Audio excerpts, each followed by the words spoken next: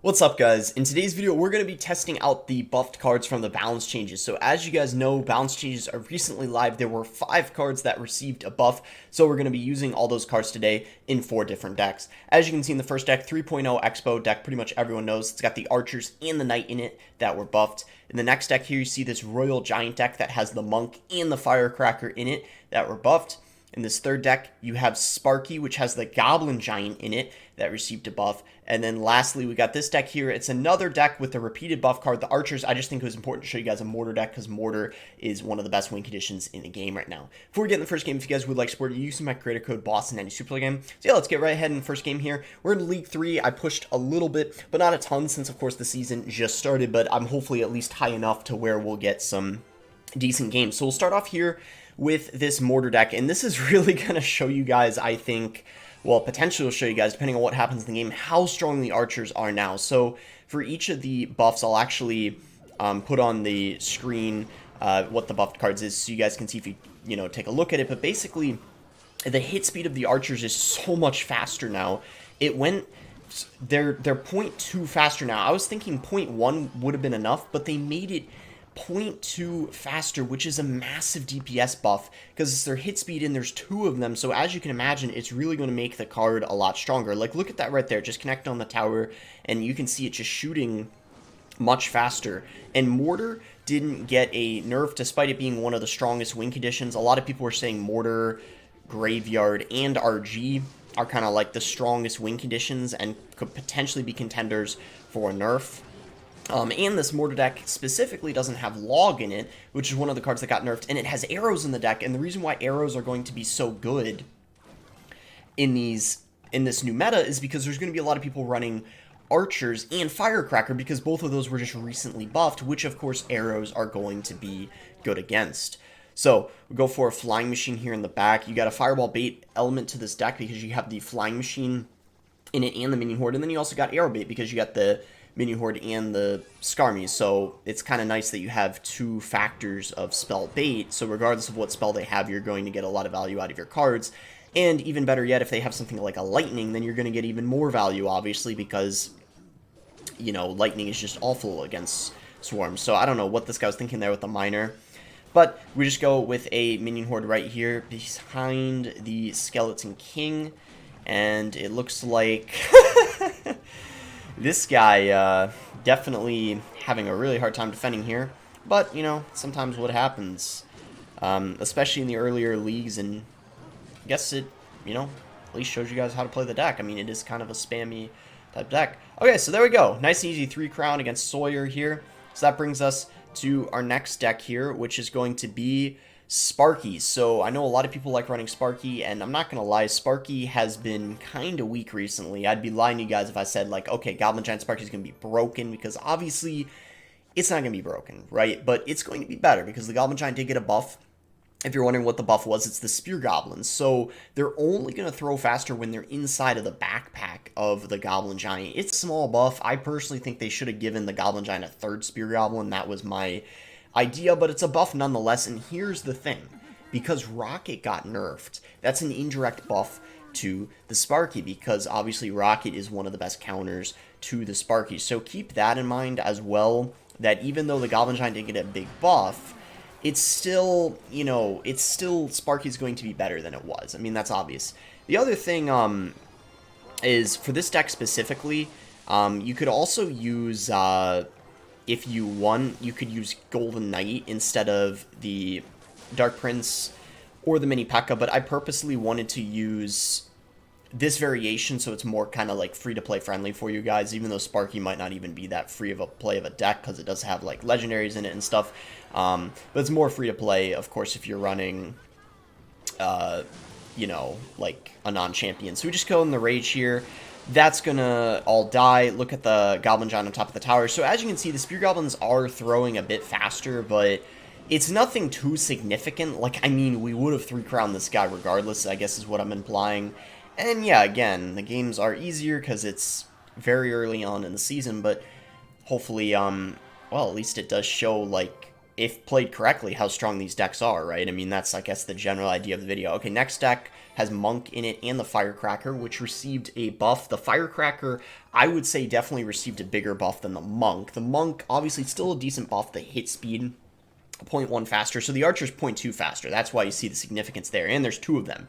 And remember, when there's more than one card, the buff impacts it positively more than if it's just one. So the fact that there's 2 Archers and it's 0.2 faster is insane. Some people are saying they need an emergency nerf. Let me know what you guys think. Did they overbuff the Archer? Should they take 0.1 away?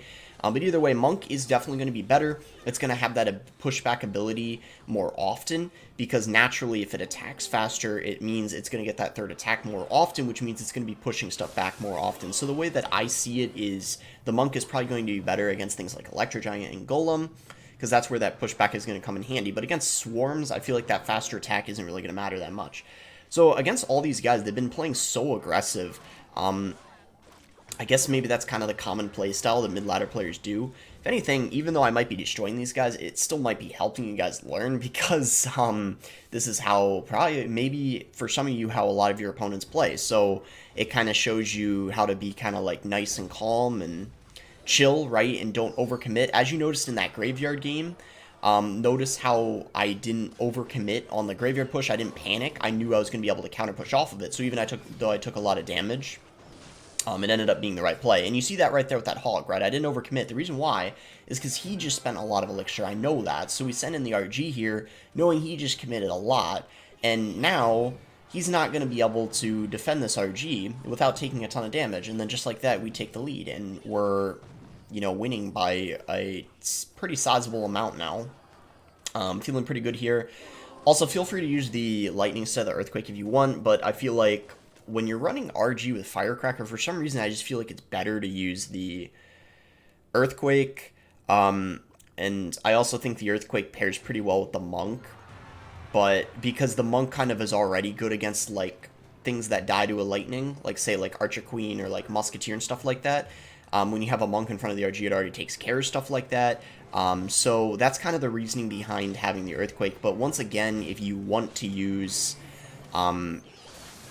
the Lightning, you definitely can. I think it comes down to preference, so definitely you can do that if you would like. And if you don't have the Monk, well, obviously it's one of the buff cards, so I'm including it in the video, which should be understandable. But if you don't have the Monk, you probably instead could use something like, even the Phoenix is still going to be good, so you could probably use, like, Phoenix instead of the Monk. Or, you know what, actually, because you already have Firecracker and Hunter, you probably would want to use another ground card. You could probably use E-Spirit even, something like that, or, I'm trying to think, like, what would a good, either way, though, really nice and easy win, but what would a good replacement to the Monk be? It's actually a great question, that I'm having a hard time figuring out. I would say, though, it wouldn't hurt to put in, like, you could even do a mini P.E.K.K.A. maybe. That would be a little weird, but just for some extra DPS and a ground card. Yeah, I don't know. Like, or E-Spirit. You could, like, mess around, try a couple different things, and figure out what you know, prefer to run instead of it. Because I feel like there isn't an exact substitute that for sure is, like, the way to go. And then lastly, that brings us to 3.0 Expo. So let's try to go undefeated here this video. So 3.0 Expo is a classic. You know, everyone knows this deck. It's probably one of the most loved, but also the most hated decks in the game. And I have a strong feeling it's going to be pretty dang broken this season, or at least used a lot more. So we can just go ahead and Expo opposite lane immediately. That's typically what you want to do when someone goes for an expensive card in the back when you're running Expo. Now, I will say the Log got nerfed. My opinion on that is it is still an amazing card. Obviously, some Log players are going to be overreacting and saying, like, oh my goodness, Log is, like, not good now, but I think it's pretty obvious at this point that Log is still a pretty good card. Anyhow, I kind of wasn't paying attention there for a second, so that Hog did connect. I should have probably dropped Skeletons. I was kind of busy talking about the Log. It's going to change some... Wow, again with the aggression, like E-Barbs at the bridge. I don't know why people, like, think it's a good play. But yeah, like, Archers are, as you can see... Oh, well... I was just talking about how it wasn't a good play, and then, well, kind of jinxed myself there, didn't I? It's all good, but just like look at how much better the archers are. It is actually insane, the difference. So that giant skeleton, I'm pretty sure, is in range of the Expo, but on the plus side, he kind of fireballed there. I don't even think he had to fireball because the bomb probably would have done it, but either way, massive connection there. So 3.0, it should go without saying, is way better, even though the log nerf came in, because 2 cards in this deck got a pretty big buff. Well, the knight, not a massive buff, but the archers especially got a big buff. And then the log kind of got, I would consider it a small nerf. Even though it's going to impact some things, I think the archers definitely got a bigger buff than the log got as a nerf. I think that is pretty obvious. So we can just take the fireball here and then maybe even go for a log on top of the witch. We'll see. Okay, yeah, we can just go ahead and do that and then go for a Tesla, go for skellies like this just so we pull the minions over. Honestly, where you drop the... I know Expo players like to play the Tesla like that, but to be honest, like, when your opponent isn't using an Earthquake, it doesn't really matter where you drop the Tesla that much. The most important thing is that you're getting it down in time and they don't, you know, and you don't obviously, like, let the hog or the win condition go to the tower. That's kind of the most important thing at the end of the day. Only when they have, like, a lightning or an Earthquake, you have to be, like, kind of more cautious about where you drop the Tesla. So we go skellies here like this. Just go for a log, and yeah, this is just going to be pretty easy defense. He does go in there with that fireball, but we just Ice Spirit to freeze that up. We'll hit him up with an Expo here. He might go... I think he's got a giant skelly again, so he'll probably... oh, no, he doesn't. Okay, that just makes it even easier. Fireball on top of the minion horde, and as you can see, there's going to be a nice win here. We'll just go for a Tesla like this. Go for an Ice Spirit. And yeah, that's going to be GG. So kind of a bit of a shorter video because every single game was relatively quick and easy, but you know, it happens sometimes. You know, short and sweet, it's all good.